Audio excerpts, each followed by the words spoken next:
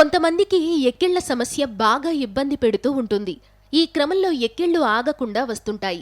దీంతో నీళ్లు త్రాగడం, లెంపకాయలు కొట్టడం వంటివి చేస్తుంటారు. కాని ఎక్కిళ్ల సమస్య మాత్రం తగ్గదు. అయితే ఈ ఎక్కిళ్ల సమస్యకి చక్కెరతో చెక్ పెట్టవచ్చు.